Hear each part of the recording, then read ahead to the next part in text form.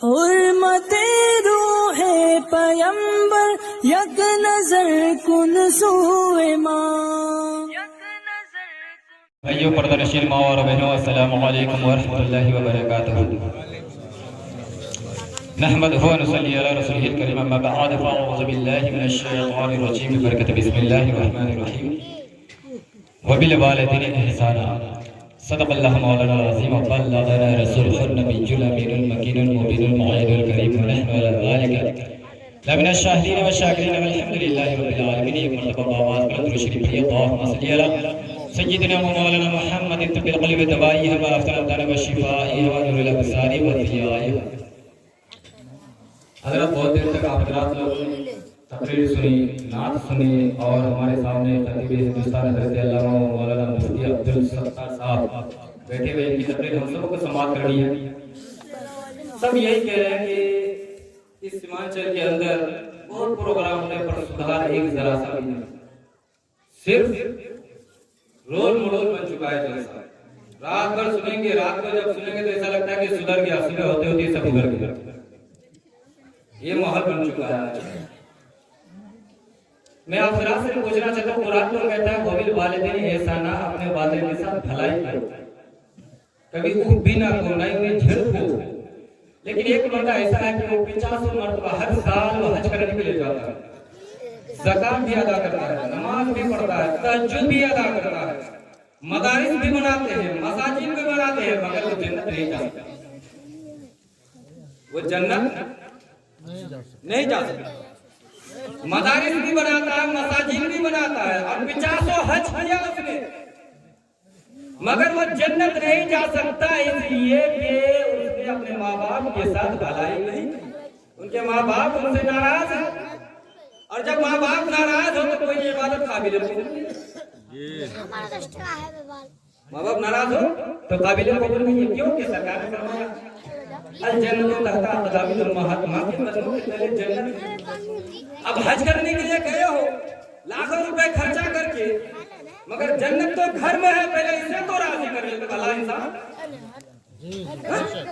जीते जी कभी 1 किलो सेब लाके देने की तौफीक ना हुई, 1 किलो अनार लाके देने की तौफीक ना हुई, और जब इंतकाल कर गए इस तरह से रोते हैं, इस तरह से रोते, लगता है कि पूरी मोहब्बत लोगों के सामने आज ही इज़हार करनी है। और जीते जी कभी 1 सेब तक लाके नहीं दिए। अच्छा, माँ के कदमों से जन्नत है, चलो माँ को राजी कर लीजिए, इसके बावजूद भी नहीं जन्नत जा सकता। जन्नत में जाने के लिए फिर दरवाजा भी है ना भाई। जन्नत में दाखिल होगी तो पहले दरवाजा खोलना पड़ेगा ना। अगर माँ को राजी कर भी लिए लेकिन फिर भी जन्नत नहीं जा सकते। क्या मुफ्ती साहब? बाप को राजी करना, क्योंकि बाप जो है जन्नत का दरवाजा है। अब बाप को राजी करोगे तब ना दरवाजा खुलेगा, तब ना जन्नत में दाखिल हो। तो बाप माँ साथ मोहब्बत है ही। बाप माँ को राजी करने से जन्नत मिलती है, और बाप को राजी करने से जन्नत का दरवाजा खुल जाता है।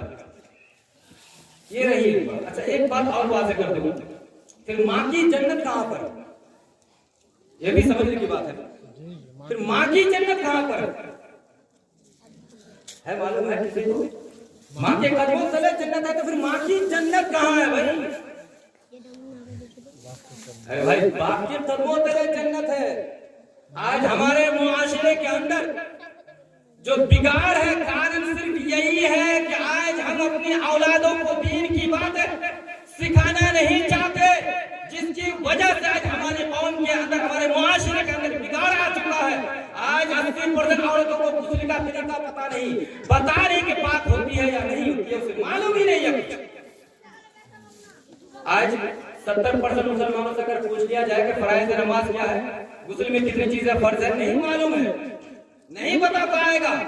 कारण सिर्फ यही है कि वो इल्म से वाबस्ता है। आज हमारी माए बहनें इतनी बेहया हो चुकी है कि सर पर ओढ़नी भी नहीं होती भाई, ओढ़नी। कारण क्या है? हम उन्हें पढ़ाना नहीं चाहते। हिंदी इंग्लिश पढ़ाएंगे, डीओजी डॉग सीए टिकट आरे केरट। जब औलादों को अगर कुत्ता बिल्ली चूहा पढ़ाएंगे तो बाप माँ मरेगा तो क्या पढ़ेगा भाई? सूरह फातिहा तो आती नहीं है। चारों को तो याद है नहीं। बाप माँ मर गए तो क्या पड़ेगा, कुत्ता बिल्ली चूहा पढ़ने से सवाब मिलेगा? नहीं मिलेगा। इसीलिए कहता हूँ काश आज अगर हमारी माए बहने कानून शरीयत पुराने पाक पढ़ ली होती, दीन से वाबस्ता हो जाती, शरीयत मालूम कर लेती।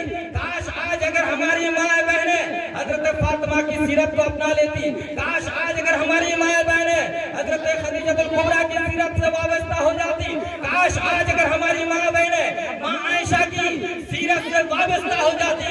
खुदा की कसम ऐसी औरत जब कुरान पढ़ी लिखी होती, हजरत फातिमा की सीरत को समझती होती। काश आज अगर हमारी माए बहने मां आयशा की सीरत को समझती और कुरान पढ़ी लिखी होती, तो ऐसी लड़की जब घर में होती, कुरान की तिलावत करती तो अल्लाह की रहमत बरसती, और जब शादी होती तो अल्लाह की नियामत बरसती, और जब शादी होकर औरत बन जाती तो उसी के कदमों के तले जन्नत बनती। लेकिन कुरान पढ़ी लिखी होगी तभी तो। हाँ, कितनी लड़कियां कितने मर्द है ऐसे कि कुरान पढ़ के उसके तर्जुमा को समझते होंगे। बहरहाल तफसीली गुफ्तगू हो जाएगी। सुनिए 40 माह क्यों मनाते हैं, इसके पीछे भी तो कोई कारण है। ये 40 दिन की आदत जो है ना, ये बहुत लंबी, इसके पीछे बड़ी लंबी कहानी है। ये जब सरकार द्वारा सल्लल्लाहु अलैहि वसल्लम लोगों को दायरा इस्लाम में ला रहे थे, 39 माह शख्स जो इस्लाम में आ चुके थे, 40 माह शख्स जो थे वो आने नहीं देना चाह रहे थे। कौन? कुफार, मुनाफिकीन लोग उसको दायरा इस्लाम में आने नहीं देना चाह रहे थे कि अगर 40 माह मुकम्मल हो गया तो इस्लाम को रोकना मुश्किल हो गया, इस्लाम फिर रोकेगा नहीं। लेकिन अल्लाह की रहमत देखो, अल्लाह की रहमत देखो, जो कल तक खिलाफ थे और उसी बंदे से 40 माह पूरा हो जाता है। कौन थे वो? हजरत उमर फारूक आजम। कल तक वही खिलाफ थे, मगर अल्लाह की कुदरत, अल्लाह की रहमत देखो कि हजरत उमर फारूक आजम ही से 40 माह 40 में के पीछे बहुत बड़ी राज है। हजरत आदम अलैहिस्सलाम कि खमीर को जब तैयार किया, जब अल्लाह ताला ने हजरत आदम को तखलीक करना चाहा, जब खमीर तैयार हुआ तो मिट्टी कहां से लाई गई? जहां खाना काबा मौजूद, जहां खाना काबा मौजूद है। तो जब उस मिट्टी से खमीर तैयार किया गया तो 40 साल तक, एक रिवायत में कि 40 दिन तक उसमें बारिश होती रही। कितने दिन तक? 40 दिन तक बारिश होती रही। मगर उसमें कमाल ये था कि 39 दिन गम की बारिश हुई और एक दिन खुशी की बारिश। 39 दिन गम की बारिश। इसलिए आज इंसान के पास गम ज्यादा है। दौलत होने के बावजूद छोटी छोटी बात पर टेंशन आ जाता है, गम में मुब्तला हो जाता है। और अगर गम होता क्यों नहीं? अगर गम नहीं होता तो लोग अल्लाह को भूल जाते। इसीलिए अल्लाह ताला ने इंसान को गम ज्यादा दिया और एक खुशी दिया। तो खुशी का मतलब ये नहीं कि अल्लाह को भूल जाओ, बल्कि खुशी देने वाला भी अल्लाह है और गम देने वाला भी अल्लाह को हर हाल में याद करो। 40 माह सिर्फ यही तक महत्व नहीं भाई। आप 40 का असल कारण ये है कि 40वें दिन में इंसान को, जैसे आप जितने लोग यहाँ आए हैं असलम भाई की माँ खासा बेगम के लिए आए हैं, तो हम लोगों के लिए जरूरी है कम से कम कलमा तौबा का विर्द करके उनके नाम से उसके सब इसाले सवाब पहुंचाए। लेकिन हमारी आदत क्या है? आए के भोजवा खा लेंगे तो भाग जाएंगे। क्या किया आप लोगों ने उनके लिए? कम से कम जब घर से निकल कर आते हैं दुरूद पढ़िए, कलमा पढ़िए, कोई आयत या तो वही पढ़कर उनके नाम पर बख्श दीजिए।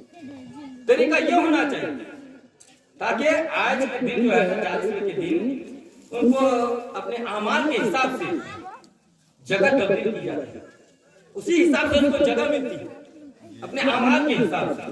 तो 40वें का मतलब ये है। और अगर कोई इनकार करे कि भाई 40वां है क्या, तो मैं तो यही कहना चाहूंगा भाई तुम इनकार करो या ना करो, हर नबी अपनी नबूवत का इजहार 40 साल के बाद। तुम मानो या ना मानो, मैं तो इतना जरूर कहूंगा कि कोई 40वां मनाए या ना मनाए, मगर जब तुम माँ के पेट में था उस वक्त तेरे कितने 40वां हो गए? कितने 40वां हो गए? आप कहेंगे फिर कैसे? अगर कुरान पाक उठा करके देखो, लक़द खलक़नल इंसान मिन नुत्फ़तिन सुम्मा खलक़नल नुत्फ़ता अलक़ता फ़ख़लक़नल अलक़ता मुदग़तन फ़ख़लक़नल मुदग़ता इज़ामन फ़क़सवनल इज़ामा लहमा।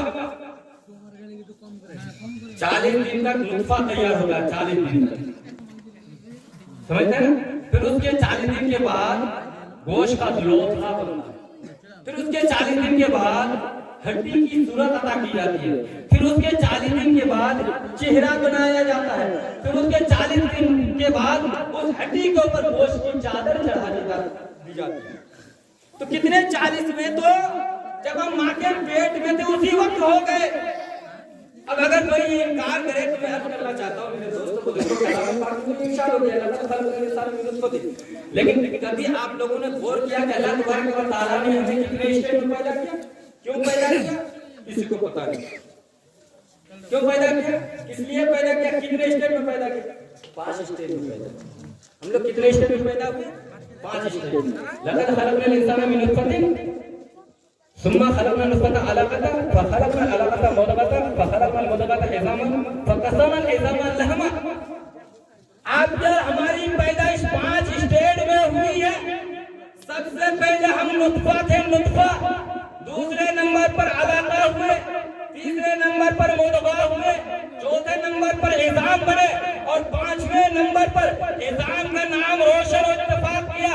अगर आप इन 5 मरहलों का शुक्रिया अदा करना चाहते हैं तो पहले मरहले का शुक्रिया यह है कि फजर की नमाज पढ़ के अदा कर लो, दूसरे मरहले का शुक्रिया यह है कि ज़ोहर की नमाज पढ़ के अदा कर लो, तीसरे मरहले का शुक्रिया यह है कि असर की नमाज पढ़ के अदा कर लो, चौथे मरहले का शुक्रिया यह है कि मगरिब की नमाज पढ़ के अदा कर लो, 5 मरहलों का शुक्रिया अदा कर लो, 5 टाइम की नमाज की पाबंदी।